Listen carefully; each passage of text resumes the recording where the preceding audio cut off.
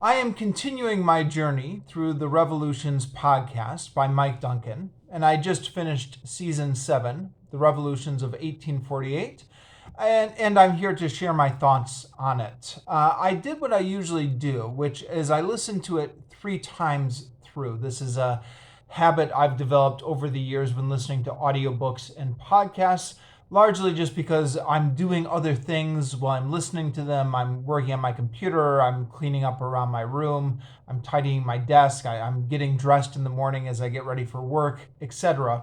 So occasionally I'll get distracted and I won't be focusing on the audio that I'm listening to. And so to try and make up for that, system I developed years ago is audiobooks and podcasts. I listen to them 3 times through before I count them as finished.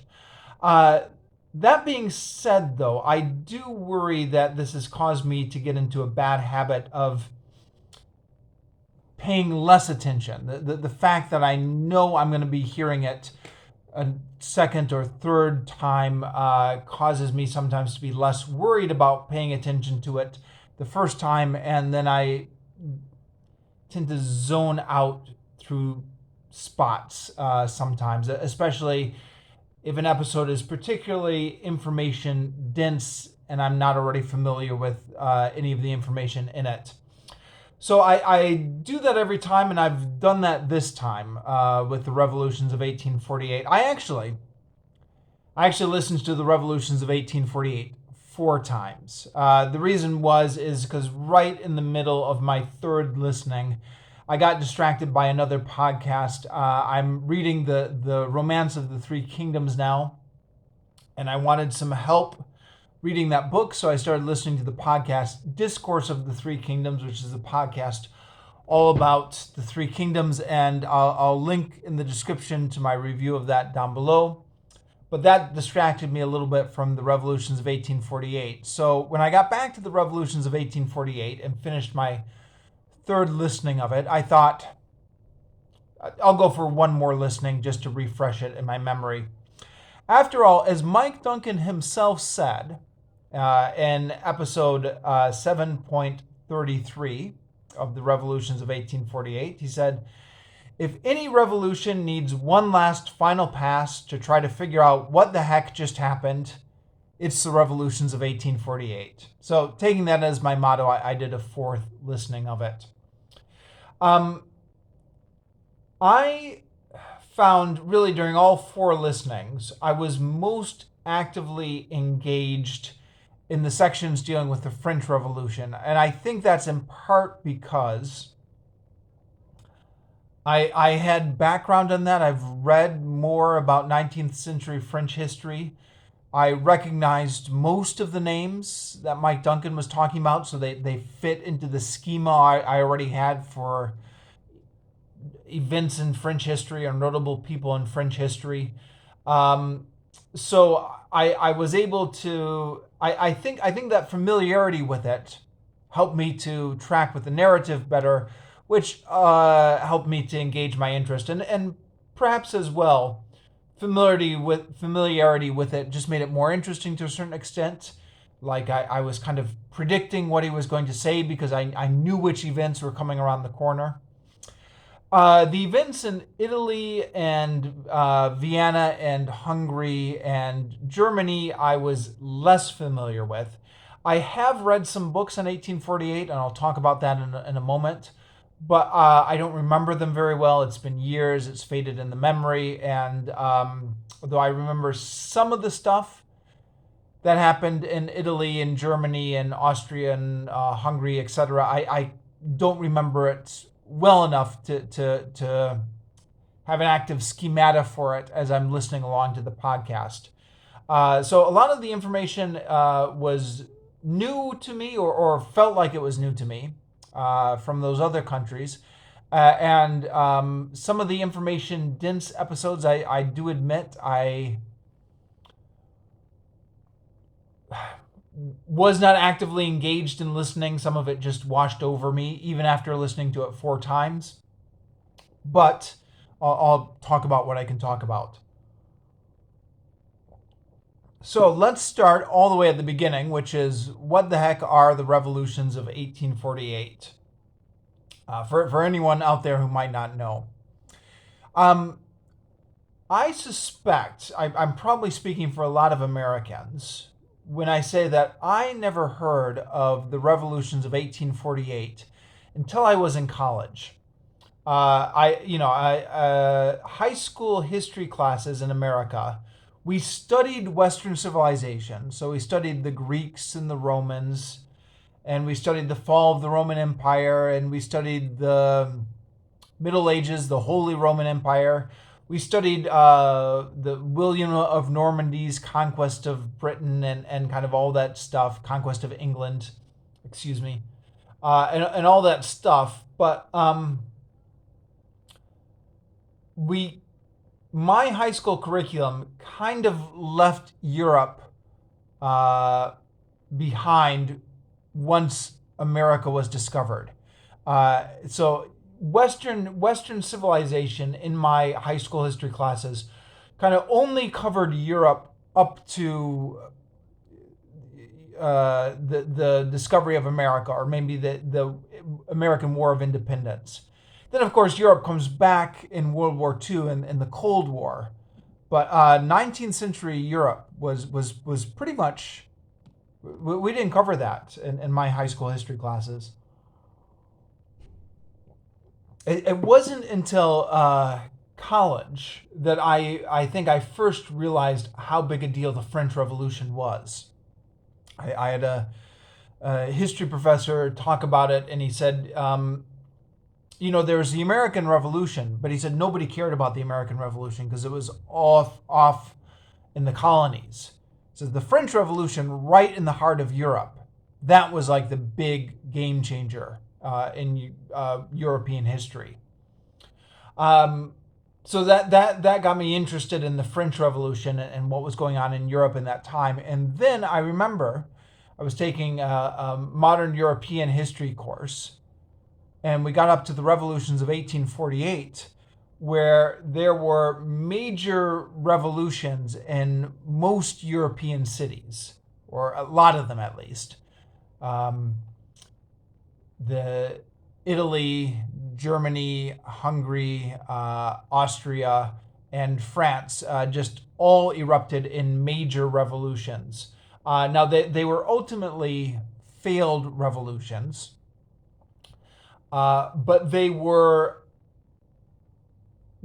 lasted for a few months. So, in retrospect, we can see that they failed. But, at the time, the rulers of all these countries or of all these cities had to evacuate. Even the Pope had to flee down in Rome, where all these revolutions were going on. And then ultimately, they end up being the failed revolutions of 1848 because then the forces of conservatism comes back in 1849 and suppresses these revolutions. But, they had a good few months where Europe was totally on fire. All happening all at once, all over Europe. And I remember learning about this in history class and thinking, this is absolutely fascinating. Why have I never heard about this before? And so I was interested for some time afterwards in reading more about the revolutions of 1848, and managed to track down a couple of books, some of whose titles I don't really remember. But it turns out that the history of 1848, once you start getting into the details, is really hard to follow. And I don't necessarily mean like hard in the sense that it's difficult. I mean hard in the sense that it's cumbersome. There's so much going on. There's so many names to keep track of. There's so many cities. And a lot of the history books that I did find, instead of trying to make a narrative out of it, because it's such a mess, there's so much happening at once, we'll just do more of an analysis of it, which isn't really my cup of tea. I prefer narrative histories. I did find one really good narrative history on the revolutions of 1848, which is Revolutions of 1848 by Priscilla Robertson, which I've talked about before on my blog and on this channel. I'll leave a link in the description down below to my review of it. So that is a narrative history. Priscilla Robertson is trying to tell 1848 as a story. It's the only narrative history of 1848 I know of. I mean, aside from Mike Duncan's history, but the only book narrative form of 1848 that I know of. If somebody knows of a better narrative history or just another narrative history, let me know in the comments, certainly. But yeah, this was the only book I managed to read, and I enjoyed it in the sense that Priscilla Robertson was trying to tell this as a story, and she is a good storyteller. But we end up just going to so many different cities. And the other thing about the revolutions of 1848 is they're really repetitive. I mean, it to a certain extent is interesting just how repetitive it is. It's a case study for history repeats itself. So you have the same revolutions popping up in so many cities, and in virtually every city, it follows the same blueprint. So the conservatives are in power, the liberals are agitating, the conservatives refuse to compromise.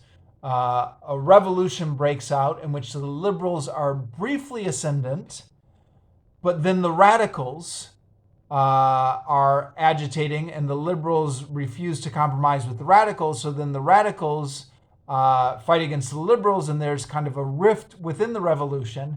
And then the conservatives come back into power, come back in and take control once the liberals and radicals have started squabbling amongst themselves. That basic blueprint plays out in so many different cities. It is really amazing how predictable it is. When people say you should study history because it can repeat itself, this is a classic example of how the same set of events just repeated themselves over so many different cities. So when I was reading through the Revolutions of 1848 by Priscilla Robertson, even though she's such a good storyteller, I did have a hard time staying with the book until the end. Like I kind of, after a while, kind of was thinking, okay, this is just more of the same. Just the city name has changed. I get what's going on. I got a little bit bored with the book. So all of that is kind of my long roundabout way of saying that the revolutions of 1848 are really fascinating, but they're also really tough to do as a narrative history. So I'm totally sympathetic to Mike Duncan on this and the huge task he has in front of him, and how easy it is to fail at telling the revolutions of 1848. There's an interview that you can find on YouTube, and I'll link to it in the description down below once again, in which Mike Duncan talks to one of the guys from Chapo Trap House. I forget which guy it is. Let's see, is it in the Matt from Chapo Trap House? It's an interview that's given shortly after this season has concluded. And the guy said, Mike, when I saw that you were doing the revolutions of 1848, I wanted to say to you, no, don't do the revolutions of 1848. I mean, it's everything happening everywhere all at once. It's a complete mess. You'll never be able to make a narrative out of it. What are you doing? And Mike said, yeah, I know. He said, for a couple years, I was thinking I wouldn't do the revolutions of 1848. But then I realized, this is Mike Duncan, I'm paraphrasing here. Mike Duncan said, I realized that if I didn't do it, I would feel like I had flinched. And I would always feel that I had let myself down by not doing it. So eventually I just decided I was going to go ahead and take the challenge. And the guy from Chapo Trap House said, you actually pulled it off. You did a decent job of this. And I am inclined to echo that. I think Mike Duncan actually pulled this off. Or at least did the best job that could be expected with this. Which means that in addition to Priscilla Robertson's History, Revolutions of 1848, which by the way, I think was published all the way back in the 1950s, we now have at least one more narrative history of the revolutions of 1848, and I don't think there are that many good narrative histories of the revolutions of 1848 out there. And again, if I'm missing something, please do let me know. But it's not a book. Obviously, it's an audio format. But this is now at least one more decent narrative history we have out there. So I think Mike Duncan has done a service to the field of popular history by putting together this narrative. Now, again, like I said at the beginning,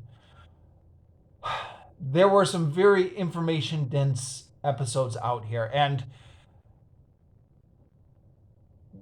a lot of it I didn't really... I had trouble focusing on, especially once we got away from France. But I suspect, and I say this with every season of Revolutions, that if I had been in a position to give this my full attention, like if I had just been sitting in a room, just not doing anything, just looking at the wall and listening to it, then I think I probably would have absorbed it a lot better. For better or for worse, that's not the way I listen to podcasts. But if there is somebody out there who is absorbing this podcast in that way, then I think you do have a decent chance of absorbing everything. The only thing, I always try and be a little critical of these things and think, okay, is there anything to criticize here? And the obvious thing is, okay, well, what about all the stuff he left out? And the obvious rejoinder to that, of course, is, well, but you have to leave stuff out. So, like, it's a really cheap criticism to say, okay, well, he left out this part or he left out this part, because, and I know from following Mike Duncan on Twitter that he himself bristles at when people on Twitter kind of point out about different things that he left out. And he said, yeah, obviously I left stuff out because history is never ending and you do have to leave stuff out. I mean, initially I was a little bit disappointed that he didn't cover some of the stuff that was happening in other countries. He limits himself to France, Austria, Hungary, Italy, and Germany. There was a mini rebellion going on in Ireland. There was a huge Chartist demonstration going on in Britain. There was something going on in Sweden and Switzerland and something in Denmark, which he barely touches on. And it's all on Wikipedia, if you want to look it up on Wikipedia. And I was a little bit disappointed that he didn't have a bonus episode. Bonus episode, here's what was happening in Britain at the time. No revolution, but a massive labor demonstration. Bonus episode, here's just a peek at what was happening in Belgium at the time. That was my initial reaction, but having listened to it a few times through and had a chance to ponder it over, I kind of thought to myself, actually, maybe it's just as well he didn't go there. It's long enough already. You get to the end of it, and you do feel kind of a sense of oh, what a ride that was. I think maybe it's just as well he limited himself to what he limited himself to. The other thing I debated about whether or not to criticize Mike Duncan for leaving something out. Something I remember from The Revolutions of 1848 by Priscilla Robertson, which I only partially remember because I read this book years ago. But one of the things I do remember is she talks about the radical wing of the fringe politics, and she says there are two B's that you have to remember. And if memory serves, she did say, remember these two B names. There's Louis Blanc, and there's Auguste something Blanqui. Now, Mike Duncan talks a lot about Louis Blanc, but he doesn't mention Blanqui at all. Now, Blanqui was even to the left of Louis Blanc. He was one of the guys who was organizing the demonstrations in the June days. Mike Duncan, I think, obviously decided that Blanqui was not so important to the story of 1848. I mean, he was helping to organize the barricades and the June days demonstration, but he would ultimately just have been one more name in a story that's already just full of names. So I think he must have decided we can leave Blanqui aside. I think that the thing that gets lost if you drop Blanqui, and by the way, apologies for my mispronunciation of all the French names, but Blanqui would go on to be the major force in kind of revolutionary France for the next 25 years. I mean, looking back at it now, we kind of associate Karl Marx with revolutionary socialism in the 19th century. But Karl Marx didn't really get famous until like the very end of the 19th century. I mean, he was around, he was writing stuff, but people weren't really paying attention to him. It was Blanqui who was structuring the theory of socialist revolution in France during that time. And of course, the Paris Commune, which Mike Duncan is going to come back to in season 8, Blanqui's influence or his shadow is going to be over that, even though Blanqui himself got captured before the Commune actually began. So, and I think Mike Duncan does get around to talking about Blanqui later. I've been dipping in and out of the later seasons, even though I haven't systematically listened to them yet. But I do definitely remember him mentioning Blanqui's name in one of the later seasons. So I'll have to withhold judgment and see how he deals with it later. I mean, there are a ton of names he actually leaves out. The other obvious one being Bakunin, who was on the barricades, I think was it Dresden, and one of the German cities. But again, I think Mike Duncan does go back and get Bakunin in the beginning of season 10. He talks about Bakunin's history, and I think he does talk about him on the barricades there. Mike Duncan does mention, brain fart here, the musician. What was his name? I know this. Wagner. Wagner on the barricades in Dresden. Wagner was on the barricades with Bakunin. I've talked about Wagner a couple times on this channel before, and I'll try and remember to link to my reviews of the biographies of Wagner that I've read in the description down below. But yeah, that was a big part of Wagner's biography, is his participation in the revolutions of 1848. And you know, a whole bunch of people who... some of the names that Mike Duncan mentioned, some of them he doesn't. The other thing to mention about season 7 is it's a season where Mike Duncan was flogging the storm before the storm. In fact, I was half thinking of jokingly titling this Season 7, The Revolutions of 1848, aka Please Buy the Storm Before the Storm. Because the early episodes all begin with like 5 minutes of Mike Duncan trying to get his audience to buy The Storm Before the Storm and get it on the New York Times bestseller list. Which, you know, if you can read backwards, you can see the New York Times bestseller. So, you know, it does maybe get a little bit tiresome to listen to, especially when you're listening to it 4 times through, and especially when you're listening to it 5 or 6 years, or how long is it now? 7 years after the fact. Where does time go?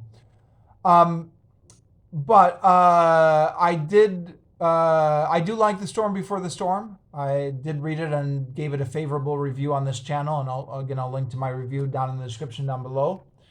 In the podcast feed, there's a lot of Storm Before the Storm stuff. There's Mike Duncan announcing his book tour. There's an audio, the first chapter from The Storm Before the Storm is excerpted and put on the podcast feed. There's a Politics and Prose event, which is a recording of a talk Mike Duncan gave on the Storm Before the Storm. And they are all, if you're listening to this off the podcast feed, and I listen to it off Google Podcasts, they are interspersed in with the Season 7. And because I feel like I'm a little bit of a completist, I like to do everything in its order, I listen to them all. I mean, they weren't technically part of Season 7, but they were in the Season 7 podcast feed. So, for example, the excerpt from Chapter 1 was in between episodes 2 and 3 of The Revolutions of 1848, and I listened to that 4 times over. As with the Politics and Prose book event, which was, where was that? In between episodes 13 and 14 of the Revolutions of 1848. So, and I enjoyed listening to it and re-listening to it. Even though I had already read The Storm Before the Storm at this point, I enjoyed going back to it again with those bonus episodes that were in the podcast feed. So yeah, in the end, I don't really have much to criticize here with the Revolutions of 1848. I toyed with the idea of criticizing Mike Duncan for leaving this or that out, but after reflection, I think I understand what he's doing. I think he was right to leave out what he left out. I think it works better the way he did it as a narrative. And it's quite possibly the best narrative history of the Revolutions of 1848 that's out there, I think. The Revolutions of 1848 by Priscilla Robinson is also very good, but I think Mike Duncan gives her a run for her money. Oh, and by the way, before I forget to mention it, if you go to Mike Duncan's bibliography on his website, The Revolutions of 1848 by Priscilla Robinson is mentioned on his bibliography. So he's read the book. He knows it exists. He knows all the narrative choices she made, and he's obviously making an informed decision to pick and choose which threads he wants to cover. All right, I'm going to stop here and on next to Season 8, the Paris Commune. It's a short season, but the Paris Commune is something I have a lot of thoughts on, so I'll probably talk a lot about that when I come back for that one. But first, I've got to listen to it 3 times through.